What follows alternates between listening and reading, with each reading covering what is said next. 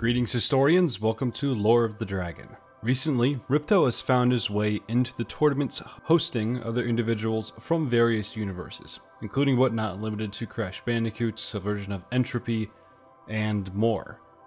The fun thing is, we actually have accounts of Ripto's arrival here, dialogue, and their intent. Today, I'd like to go over this in some detail for those who might have seen it, but also might not understand everything going on.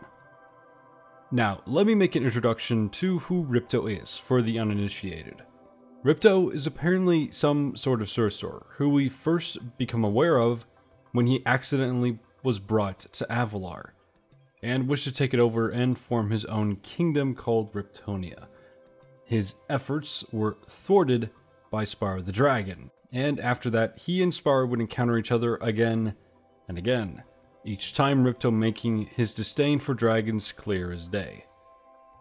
One of the last times we heard from him was when he sent an army of Rhinox into the Dragon Realms, after a tear in space-time meant to keep an eye on him was used so he could invade it.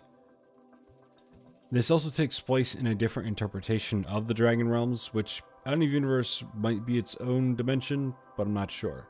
Some people think it is. However, there are some details to this Ripto that are interesting to see. Coming from what seems like a sort of structure, he emerges from this portal, using lightning and wind magic not long after he's threatened. He doesn't seem keen on knowing the other traditionally antagonists of Crash after a rather comedic brawl. But without dragons around, he feels free to go about creating a kingdom for himself in this strange land, New Riptonia. The main detail I'd like to point out is that he mentions an army of Rhinox and Fireflies. This actually references a game called Season of Flame, a rather old spin-off Spyro game from years ago.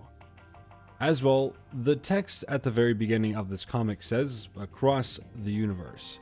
So, the implication I guess would be that Crash Team Rumble takes place in the same universe as Season of Flame, which is interesting. I guess it's also worth mentioning his appearance is just that of the reignited Ripto, which outside of looking consistent with what is now the modern look for Ripto, I guess this could be the implication that this is just sort of his baseline appearance across various universes now. Season of Flame is one of the Spyro games where people think it's its own universe, and takes place in its own version of the Dragon Realms. And given Reignited is a remaster of the original trilogy, this means that Ripto isn't from there, at least according to this line of thinking. Originally, I had thought that Reignited, the revisit to the original adventures, would become its own split-off universe. This, on the other hand, makes me think otherwise. It could just sort of be the baseline look for anything related to the original trilogy, whether or not it is a spin-off, or older game. For a Spyro 4, I guess the setting could be done similar to how Crash 4 was, where both the original Crash 4 and the modern Crash 4 are both canon, but it takes place in this new Crash 4's alternate timeline and or universe thing. It's all a game of multiverses. I wonder if this whole Ripto thing will be relevant later on, play into a larger story. We've seen other villains from the world of Spyro make appearances next to Crash, and play a somewhat major role. The other big instances were Nasty Nork and Dark Spyro. Perhaps they could find their way to Nasty Nork, who still is wandering about in the universe of Crash on the Run. This, I guess, could be a way to repeat what was seen after Spyro's adventure in the Forgotten Realms, where Nasty and Ripto met up to try and fight Spyro together. Whether or not Spyro will become relevant soon to fight Ripto, not a clue. But something I'd like to mention and think is pretty neat is that I believe this does set up a sort of precedent for the future. While it has been a fair while since we've seen Spyro having his own adventure specifically, this Ripto, coming from what really amounted to a handheld game becoming relevant, makes me wonder if games like, let's say, Spyro Orange or even Shadow Legacy will be mentioned or brought up. Shadow Legacy itself had a pretty massive plot point, that being the Sorcerer, the main antagonist who disappeared while the Dragon Realms prepared for his return. Until now, this was left by the wayside, as we later instead got to witness the events of The Legend of Spyro.